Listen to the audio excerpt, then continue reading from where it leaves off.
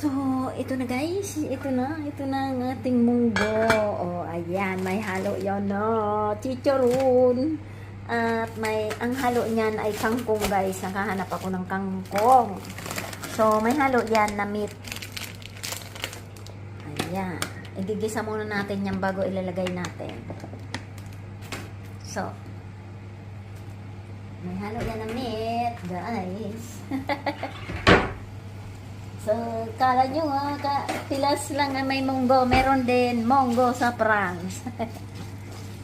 So, ayan na.